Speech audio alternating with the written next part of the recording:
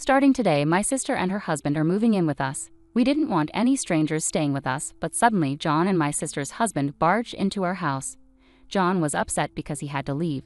He said it was because he and my sister were getting divorced. John accused me of treating him like a servant all this time, which he said was emotional abuse. My sister-in-law exaggeratedly pretended to cry and said she couldn't take it anymore, so she was divorcing John. She claimed she deserved our house in the divorce because she had endured their marriage for 2 years. John complained about the $3,300 in living expenses that someone would need to pay.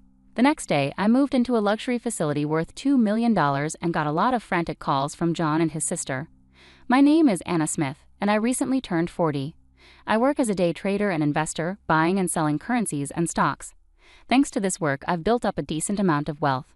Despite having a congenital illness that isn't life-threatening but requires caution, doctors have advised me against overexerting myself and cautioned about the risks of childbirth. My parents didn't shield me from this reality. They taught me from a young age to confront my illness with determination. My father, who worked at a brokerage firm, passed down his knowledge of stocks, which has allowed me to make a living from it. My husband, John, is 30 years old, 10 years younger than me, and we've been married for 2 years. We met when he started working as a waiter at my favorite restaurant. Initially, I just saw him as a cute guy at work, but over time we grew closer, transitioning from friends to lovers. Before long, marriage was on our minds. Worried that I couldn't have children, I initially turned down his proposal. But John reassured me, saying, "I want to spend my life with you, Anna. That's why I proposed. If I wanted kids, I would have chosen someone else. Don't you trust me?" I was overwhelmed with happiness and tears when I decided to accept John's proposal. Shortly after we married, John surprised me by saying, "I'll stay home and take care of everything. I don't dislike my job as a waiter, but wouldn't it be easier for you if I handled things this way? Plus, you know I'm good at cooking." It's true. John has a knack for cooking and has always had a passion for food. Even though he wasn't formally trained, he picked up a lot just by observing and learning. That's actually how we first connected. My brother works in the restaurant industry, and when John found out, he was eager to talk about his dream of owning his own place someday. When I questioned what would happen to his dream if he became a stay-at-home husband, John responded firmly, "Do you think being at home means I can't pursue my own goals? That's a narrow view. Taking care of the home is important work. Besides, I want to be with you as much as possible." His eyes sparkled with sincerity, and I realized how much he valued our time together. When he sweetly proposed the idea of him staying at home, I couldn't resist agreeing. Initially, things went smoothly with me focusing on work while John took care of the house. But gradually, things changed. The neatness of our newly living room gave way to clutter from comic books and video games. John started spending nights playing games in front of the TV, flipping his schedule upside down. "John, this has been getting out of hand lately," I finally confronted him. "Yeah, sorry. I'm really into this game right now. Can you let it slide until I finish it, please?" he pleaded, and reluctantly, I agreed to let him finish. But it didn't stop there. He moved on to the next game, leaving the house in disarray. When we first got married, John was meticulous about cleaning and making our home comfortable. He was such a great stay-at-home husband. What happened? I put up with it for a few months, but one day I couldn't hold back any longer. "John, we need to talk." "Huh? What about?" I felt like I was dealing with a grown man-child instead of my husband. It was like I was a mom telling her kid to finish homework before playing games. "We're married and equal partners. You chose to stay home, so please keep your end of the deal. I'm not saying you can't have fun, but finish your responsibilities first." I laid it all out, and John paused before replying, "Understood. I'm sorry for slacking. I'll only play after I finish my chores, I promise." True to his word, John resumed his duties as a stay-at-home husband, but something had changed. He seemed constantly unhappy. Before, he used to cook with joy and take pride in keeping the house tidy. Now he rushed through tasks and retreated to his room. Instead of gaming in the living room and reading comics on the sofa, he played online games in isolation. More and more, John would say things like, "Sorry, I have a dungeon raid tonight. Can you eat alone? I'll wash the dishes later." I'd watch him go to his room while I ate dinner by myself. Even if the food tasted good, eating alone made it less enjoyable. But since he was doing his housework as promised, I didn't say anything. It wasn't just dinner. "I have a guild battle tonight. Not sure when I'll be back. Go to bed without me," he'd say, and then wouldn't return to our bedroom. This happened almost every night. During the day, he'd often go out alone. If I asked where he was going, he'd just say shopping and wouldn't come back until evening. He always made sure to prepare my meals and leave them ready, which started to feel like a mocking gesture. He took care of all the chores, cleaning, laundry, cooking, so I felt I couldn't complain, but this wasn't a family life. It felt like having a live-in housekeeper. We hardly spoke anymore. I would eat my prepared, cold meals alone, change into freshly washed clothes, and sit in the spotless house, feeling deeply lonely. In those moments, I often thought that being alone might actually feel less lonely. I'd find myself staring at John's closed bedroom door, tears welling up from the sadness. Yet I held on to hope that things would improve. I believed we'd return to our normal happy life together, so I endured silently. Then, after about a year of this lonely routine, John suddenly dropped a bombshell. Starting today, my sister and her husband are moving in with us. Can't strangers find another place?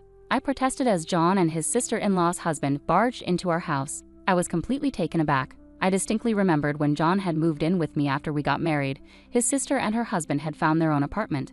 "What do you mean, John? Are you moving out to go back to your old apartment?" I blurted out in confusion. The three of them exchanged glances and burst into laughter. No, I'm staying here with my sister and her husband." "You're the one who's moving out," John clarified, leaving me utterly confused. "Why do I have to leave this house?" I asked, bewildered by the sudden turn of events. "Because we can no longer live together as a married couple," John claimed, accusing me of treating him like a maid and emotionally abusing him. "That's awful, John," my sister-in-law chimed in dramatically, pretending to wipe away tears that weren't there. "But I can't take it anymore. I'm divorcing you.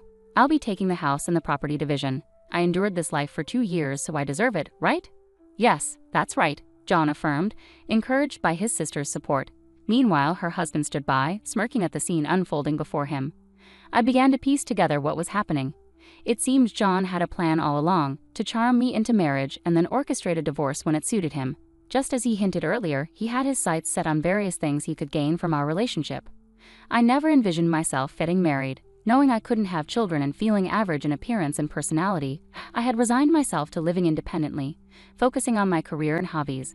I had some friends and maintained a normal relationship with my parents and brother. After my dad retired, my parents moved to his hometown, where my brother also settled with his wife. He had worked in the restaurant industry and eventually started a small restaurant with his wife, choosing to live on the same spacious property as our parents.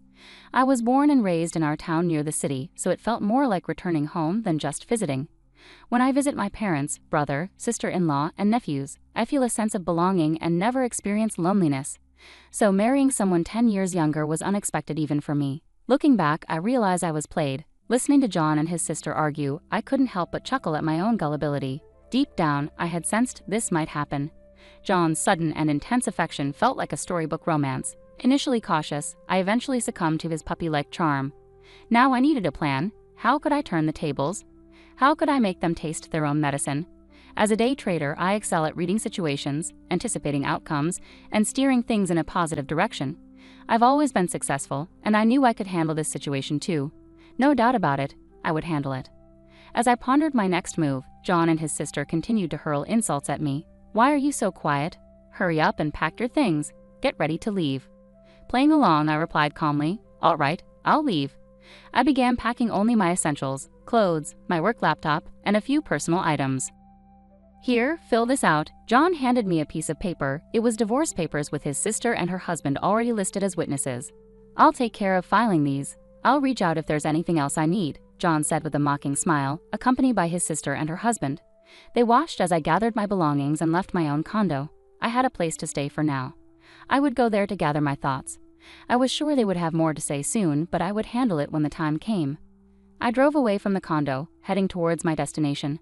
When I arrived, I had a peaceful night's sleep and woke up feeling refreshed. I slept in later than usual and enjoyed a leisurely brunch. The food here was always delicious. It had been over 2 years since I had visited this place, especially since getting married. I started by messaging John on WhatsApp, informing him of my current whereabouts and letting him know that my lawyer would handle everything from now on. The phone rang almost immediately, quicker than I had expected. "What is going on here?" I heard John's sister yelling in the background, her words slightly muffled. "What do you mean?" I replied calmly. "Don't pretend you don't know. Where are you?" John demanded, his voice tense. "I'm here because I was kicked out. Is that a problem?" I replied evenly. "That's not what I meant." John's frustration was clear. "That's a high-end resort, a members-only place. Why are you there?" "Because I'm a member," I stated matter-of-factly. "You never told me that," John protested. "Exactly, because it wasn't relevant," I explained. As John said, it's a prestigious place, not just a hotel, but a luxury resort with lifelong care services. There's even a hospital nearby. It's known for its exclusivity, with an entry fee starting at $2 million, which made headlines. Why did you become a member there? John asked, bewildered. Because I invested in the membership, I replied calmly. On the other end, John sounded baffled. Someone suggested you should leave, right? So I decided to live here. If you want to stay in the house, go ahead. Just remember to pay the $3,300 monthly rent. But that's your house. What do you mean rent? I've decided to sell it. I've been considering this for a while, and I won't be living there anymore, I explained calmly. I never planned on getting married, and I bought this place to ensure I wouldn't burden anyone in my old age. I had already purchased the condo I lived in until yesterday, but I knew I had to secure this spot quickly because prime facilities like this rarely become available. I took the opportunity with both hands. My plan was to move in here when I'm older. It's a bit far from the city, so retiring here full-time while I can still work felt premature. I kept it as a vacation home, visiting occasionally to unwind, but I kept it a secret from everyone except my accountant and lawyer.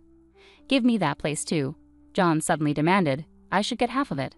How convenient for him. I was astonished by his audacity. I have no intention of giving it to you. From now on, please communicate with me through my lawyer. You have their contact information, right? Goodbye. With that, I hung up the phone and turned it off. I decided to head to the spa to unwind, not just from the stress of yesterday, but from the past 2 years altogether. To my surprise, John and his sister's family showed up at the hotel the next day. John argued at the front desk, insisting he had the right to enter because he was family. However, I had already instructed the staff not to allow anyone in without my explicit permission. This place was highly professional and respected my wishes. Initially, I contemplated ignoring them completely, but I didn't want to create any trouble for the facility. Reluctantly, I agreed to meet them in the hotel lobby, a public place with concierge nearby in case I needed assistance. When I asked what they wanted, John smiled and said, "Anna, you're so secretive. Why didn't you tell me about this place? Why keep it a secret?" "Yeah, why hide this from us?" his sister chimed in, echoing his smile. Looking at them together, they bore a striking resemblance not just in appearance but also in their manipulative nature. "We're no longer family, so there's no reason to inform you. Please leave now, you're causing a disturbance." "We're still married," John retorted firmly. "No, we're not married anymore. I filed for divorce yesterday at the county office," I informed John calmly, reminding him that it was actually me who had taken that step. "Why didn't you tell me?" he asked, seemingly forgetting that he had initiated the divorce proceedings and handed me the papers. "Don't worry, divorced couples can remarry without waiting 6 months," his sister chimed in with a tidbit of information she had picked up somewhere, looking hopeful. "No, thank you," I replied firmly. I stood up and walked back to my room, disregarding their attempts to follow me. The concierge intervened to stop them. "I won't give up. I'll come here every day to show you how much I love you," John exclaimed, determinedly. "You're so slick, John," I muttered under my breath as I walked away, feeling drained by their pathetic display. Without delay, I contacted my lawyer to take immediate action. This situation was escalating faster than I had anticipated, and their relentless behavior was wearing me down. I hadn't expected them to resort to this just a day after I left. They seemed determined to pursue pointless endeavors. John and his sister's family began appearing at the facility daily, lingering in the lobby, waiting for me. My lawyer swiftly filed for a restraining order, but then they took it to a new extreme. "Anna deceived me into marriage. I demand compensation," John declared. He claimed ignorance about my inability to have children and insisted that if he had known, he would never have married me. Therefore, he threatened to accuse me of marriage fraud if I didn't agree to compensate him. I handed over a specific recording to my lawyer. I proposed to Anna because I wanted to live my life with her. If I wanted kids, I would have chosen someone else from the start. "Don't you trust me?" These were John's exact words when he proposed to me, and I had them recorded. John was furious, demanding to know why I had such a recording.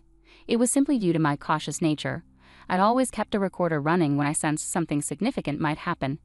It's a habit born out of the belief that you never know what might occur in life. Initially, I trusted John and would listen to this recording alone, reflecting on how I felt at that moment. Little did I know it would prove so valuable. Now John was accusing me of forcing him to quit his job after marriage and do all the housework, alleging emotional abuse and demanding compensation.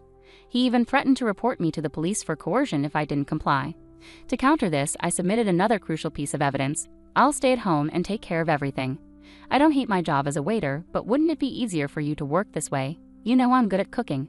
These were John's own words, declaring his desire to be a stay-at-home husband, and I had them recorded as well. John's next attempt was to claim emotional distress from being secretly recorded, threatening to report me for illegal recording if I didn't pay compensation. However, there's no specific crime called illegal recording. While certain actions related to recordings can lead to penalties, simply making a recording itself is not illegal under most circumstances. Undeterred, John then demanded compensation for the divorce itself, despite being the one who initiated it without valid grounds and handing me completed divorce papers. I had recorded that conversation as well. My lawyer explained that, considering the situation, it was more likely that John owed me compensation instead. Finally, John tearfully pleaded for a division of assets. I agreed to consider his request and promised to assess the assets fairly. I need you to vacate the condo. Once we've evaluated everything, we can meet at the lawyer's office. They left without further protest, allowing me to sell all the condo's furnishings and list the property for sale. As I had predicted, due to the increasing property values, it sold for a higher amount than initially anticipated. When I presented the total asset figures, John and his family were initially hopeful, assuming they'd get a substantial portion. So, I did half of this. John eagerly asked upon hearing the total in the tens of millions. Not quite. These figures reflect only assets acquired before our marriage, I clarified through my lawyer. John's expression turned to anger when he received a document showing his share as zero. The lawyer patiently explained, "The bulk of these assets were acquired before your marriage, John, so legally you have no claim to them. Regarding post-marriage income, you were entitled to half, but after deducting living expenses, necessary costs, and the compensation Anna claimed, your share amounts to a negative value." "Why do I owe compensation?" John demanded. The lawyer then presented the evidence. John had been unfaithful. His affair was with a woman he met through an online game. John had divulged details about me, mentioning my age and health condition, claiming he would inherit all my assets if anything happened to me, and boasting about his unrestricted spending. The woman didn't take him seriously but went along with it for the money he provided. She agreed to testify under the condition that I wouldn't seek compensation from her. "And here's another thing," she said. I played a recording of the girl's testimony where she confirmed John's statements about my health condition and his cynical remarks about having a child with me. "Consider yourself lucky you're not facing legal consequences. Thanks to you, I've had some interesting dreams and enjoyed good food. Let's call it even, and I won't pursue this any further," I told John firmly. He hung his head in defeat and accepted the outcome. Thus, my brief marriage came to a messy end. I haven't kept track of what happened to John and his sister's family afterward, nor do I have any interest in knowing, as long as they stay out of my life. That's all that matters to me now. Dwelling on it would only prolong my misery. The emotional toll was significant, but thankfully I have the resources and time to heal. I decided to take a world cruise on a luxury liner where I met people from all over the globe, explored numerous destinations, and had a truly wonderful time. There were moments when I felt a spark with some individuals, but memories of John held me back. I was determined not to let myself get hurt again. With that resolve, I returned home and began building a new life for myself. For a while, I enjoyed a leisurely life at the resort hotel, but soon I grew restless. At 40, I realized I was still young. Living with John, who was much younger, had made me overly conscious of my age. During my year-long cruise, I met a spirited woman over 80 who was still seeking love and adventure. Half her age, I wondered why I should give up on everything. Despite the disappointment with John, loving someone had been enjoyable. Why let him spoil the joy and possibility of loving again? That's how I started to feel. Just then, my phone lit up with a new message. It was from a man I had met on the cruise. He mentioned he would be visiting the U.S. soon and asked if we could have dinner together. He had been traveling with his high school-aged daughter on the ship, and we had connected well, spending time together at various ports. It had given me a glimpse into what it might feel like to have a daughter. I remembered cherishing those moments and replied eagerly, agreeing to meet. As I took this step forward from the midpoint of my life, I felt a renewed sense of excitement and possibility.